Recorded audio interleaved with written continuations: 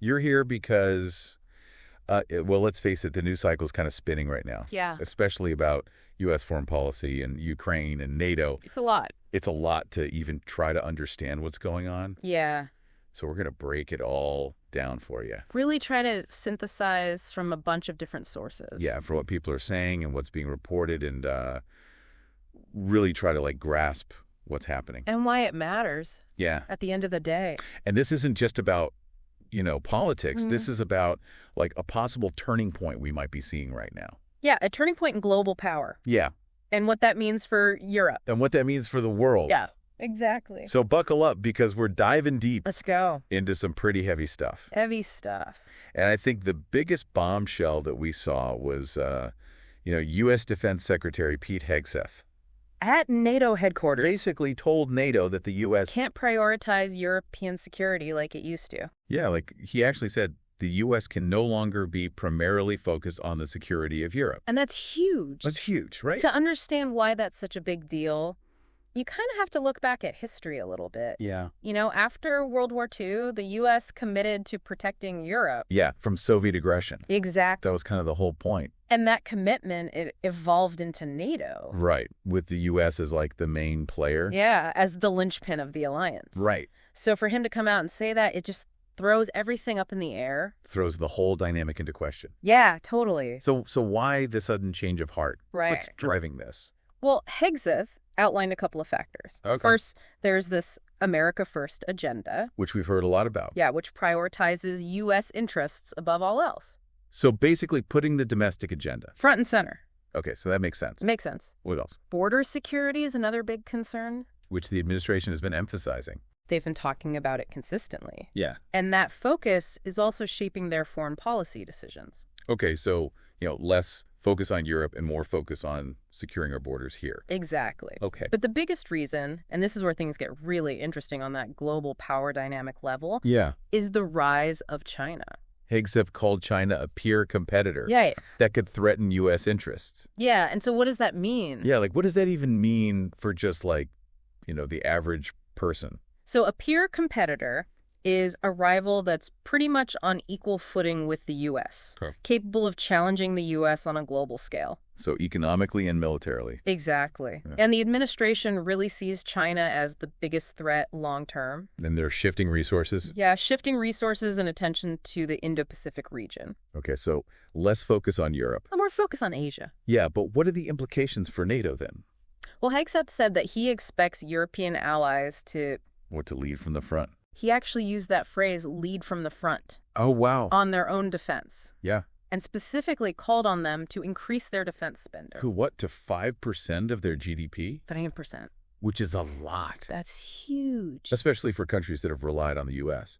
Yeah, for countries used to that security umbrella. Right. It's a big ask. Yeah. And, some experts are saying that Hegseth's comments could rock the foundations of NATO. Some are even saying it could weaken the alliance. And embolden Russia. Yeah, because Article 5 is really at the heart of NATO. Right. It's that collective defense agreement.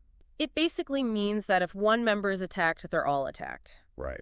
But if the U.S. is saying that they're less willing to intervene in Europe, Then it raises questions about Article 5. raises questions about the whole thing. Yeah. And this is how I think it impacts Ukraine so much. Ukraine's right in the middle of all of this. It's like they're caught in the crosshairs. Exactly. And Hegseth really didn't mince words with Ukraine either. No, he didn't. He stated that the U.S. doesn't support NATO membership for Ukraine. Called it an unrealistic outcome. Yeah. And he also kind of downplayed their hopes of getting all their territory back, Including Crimea. which Russia took back in 2014. Yeah. Annexed. He said that pursuing that goal would be illusory. Just prolonging the war. Yeah, causing more suffering. And instead, he pushed for Ukraine to accept a negotiated settlement. Even if it means giving up some of that territory. Right. And of course, Zelensky is not thrilled. Not at all. He's saying that NATO membership is the only way to guarantee their long-term security. He also said that Europe alone can't provide those security guarantees. That they need. That Ukraine needs to stand up to Russia. So it's like you've got this tension building. Definitely tension. The U.S. is telling Europe to step up. Right. But Zelensky is saying they can't do it. They can't handle it on their own. It's like this high-stakes game of chess. With the future of Ukraine hanging in the balance. Yeah. And it's a real dilemma for European leaders. because they have to balance their own security concerns with the need to support Ukraine. Right. And also figure out how to respond to this new U.S. approach. Where they seem to be taking a step back. Yeah, but it's not like Europe is doing nothing. No. Hegseth met with UK Defense Secretary John Healey, Okay. who acknowledged that Europe needs to do more heavy lifting. Interesting choice of words. Right. It's like they're saying, hey, we've held the line for decades now. It's your turn. Yeah. He also met with Ukraine's defense minister, Rustem Umerov. But no one really knows what they talked about. It's all very hush-hush. Right. But it's not all about military spending, though. No. It's also about leadership. Yeah. About Europe taking a more active role in shaping their own security. Right. NATO Secretary General Mark Rutte even presented a report that shows non-U.S. defense spending have increased by $700 billion since 2014. So they're doing something. Yeah, so there's some movement on the European side. But is it enough? Yeah, that's the question. Is it enough to reassure those allies who are worried Yeah. about the U.S. pulling back? And what about Ukraine? Right. Will they be pressured into this peace deal that favors Russia? That's a really valid concern. Yeah. Hegseth didn't give specifics about what a settlement would look like, Right.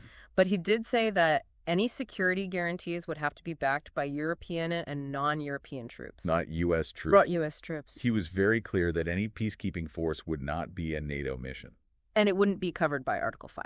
So basically, the U.S. is saying, we're not sending troops and we're not going to war with Russia over Ukraine. Exactly. And that message, I mean, it's sending shockwaves. Especially for the smaller countries on NATO's eastern flank, The ones that share borders with Russia. who have seen firsthand what Russian aggression looks like. They're terrified. They're terrified that if the U.S. retreats, Putin will just feel emboldened. And that they'll be vulnerable. Yeah. Latvia's defense minister, Andris Spruds, said it perfectly. What did he say?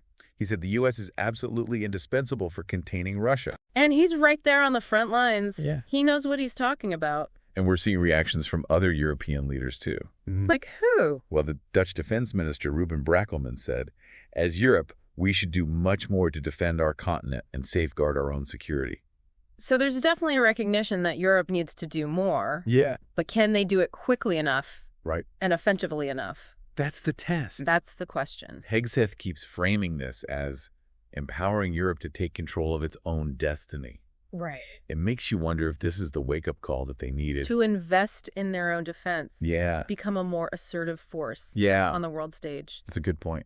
It's a good point. But the question is, will they do it in time? In time to stop further conflict Yeah. in Ukraine. Okay, so before we go any further, there's one more piece of this puzzle that seems unrelated at first, but I think could be significant. Okay, I'm intrigued. Remember Mark Fogel, the American teacher who was imprisoned in Russia Yeah, he was released just yesterday. after being held for 3 years? 3 years. And the timing is very curious, don't you think? It does make you wonder. Yeah, the White House even hinted that this could be a sign of both sides being willing to negotiate. A goodwill gesture, maybe. Yeah. A way to build some trust. Yeah. Or maybe it's totally unrelated. We'll have to wait and see. Well, so But either way, it adds another layer of complexity. to an already complicated situation. It's like watching this high-stakes poker game in real time. With incredibly high stakes. Yeah. Before we dive into part 2 of this deep dive, Yeah. let's just take a minute to recap Well- what we've talked about. What have we learned? Well, we started by talking about this major shift in U.S. foreign policy. America First border security, the challenge posed by China.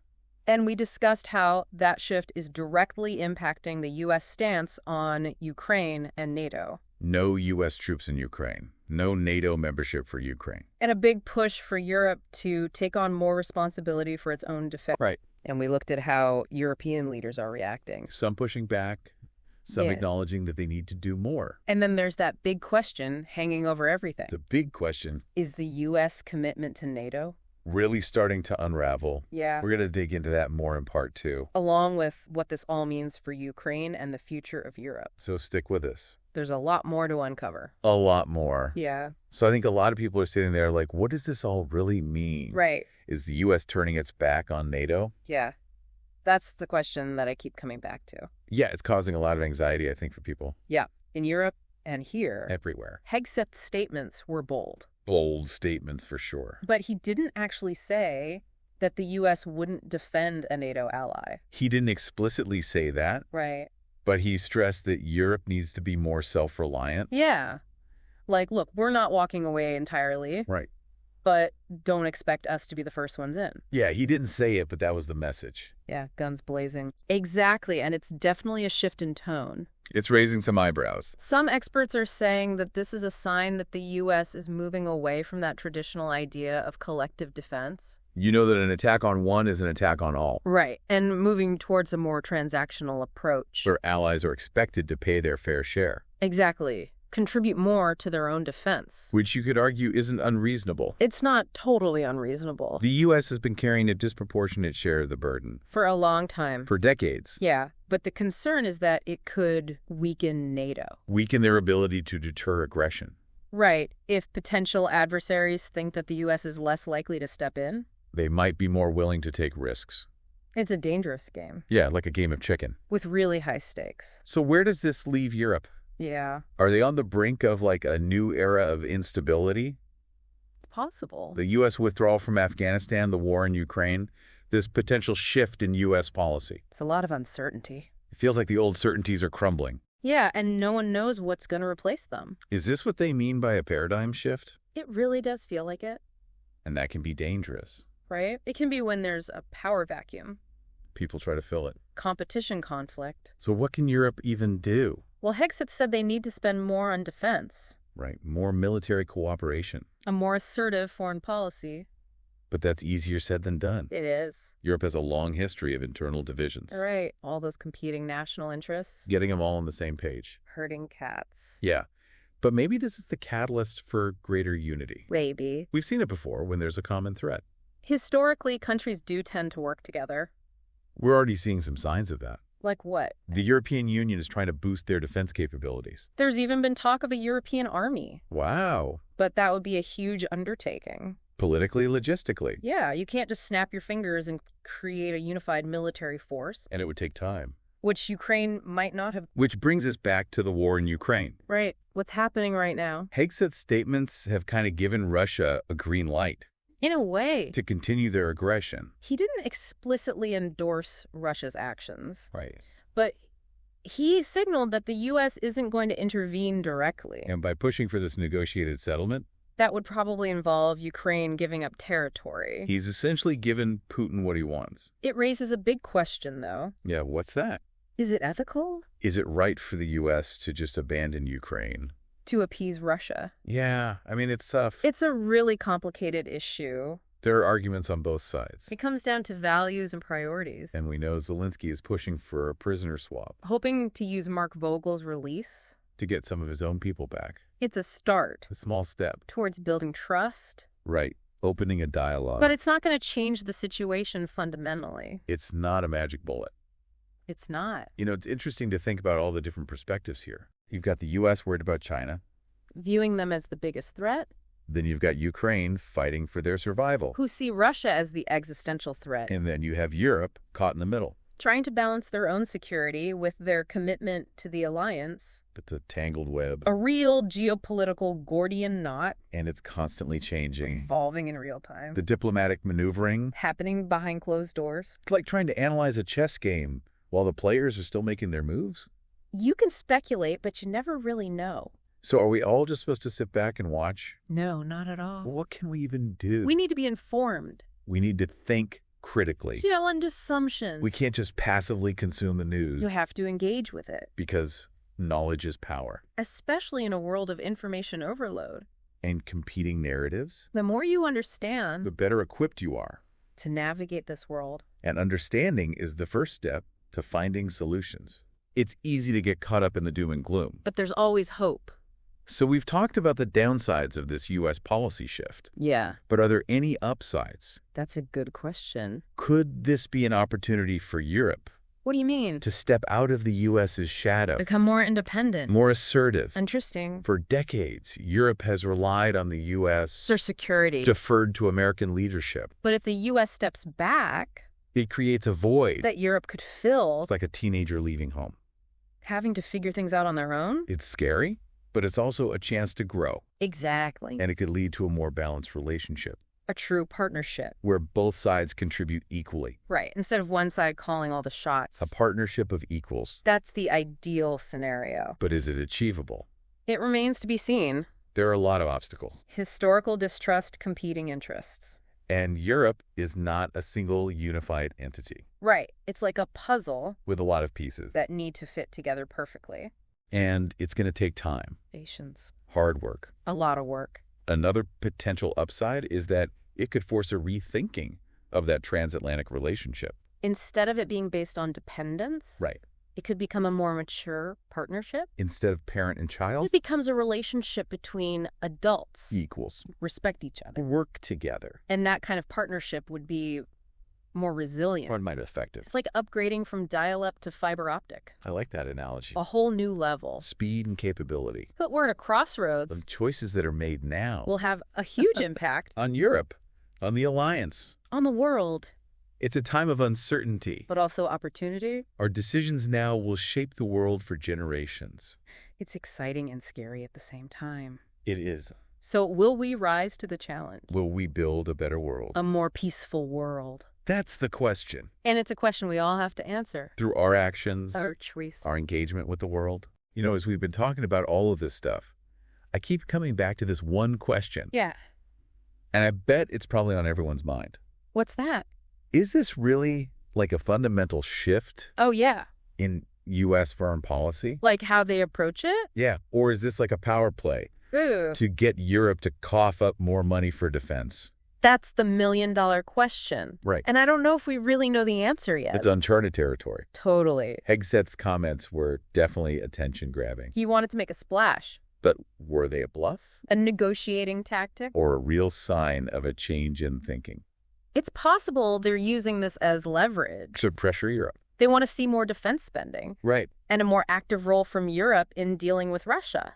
So it's like tough love. Kinda. Like, look, we're serious. Shape up or ship out. And I mean, it might be working. To some extent. You remember Secretary General Rutt talked about the increase in non-U.S. defense spending? That's right. $700 billion since 2014. So they are putting more money in. They are. But even if it's a tactic, isn't it kind of risky? It is a bit like playing with fire. What if the Allies start to really believe that we're pulling back? Yeah, that could be a problem. It could damage relationships. Erode trust. The delicate balancing act. Like walking a tightrope. One wrong step. And it all falls apart. So many factors are at play. Domestically and internationally. Like what kinds of factors? Well, at home, you've got public opinion. People are wary of foreign interventions. And then you've got the political climate. Super polarized. It makes things difficult. And then internationally, you've got China, you've got the war in Ukraine, you've got Russia. It's a lot to juggle. It really is. All of these things are influencing their decisions. It's complicated. It's not black and white. So it's more nuanced than just saying the U.S. is abandoning NATO. Right. It's a recalibration. A shift in emphasis. A change in how they talk about things. But the fundamental commitment. Might still be there. It's possible. Maybe this is what Europe needed. A push to step up. Become a more equal partner. It could make the West stronger. But it could also backfire. If it weakens the alliance, The stakes are high. the next few months will be crucial. So what should we be looking for? What happens with Ukraine? Will they have to make concessions? How will Europe respond to the pressure to spend more? Will they step up or will they resist? And how will all of this affect the U.S. relationship with China? Will it become more confrontational? Or will they find a way to manage the competition? So many questions. And we'll keep exploring them. As the situation develops, It's a complex story, with a lot of moving parts, but we'll be here to break it down. help you make sense of it all. Provide different perspectives. So you can navigate this new global landscape. It can feel overwhelming. But remember, knowledge is power. The more you know The better equipped you are. to understand the world. And that's what the deep dive is all about. Empowering you with knowledge. So you can form your own opinions. Make informed decisions. Thanks for joining us on this deep dive. Stay curious, stay informed, and stay engaged. The world needs you. Until next time. Keep exploring, keep questioning, and keep learning.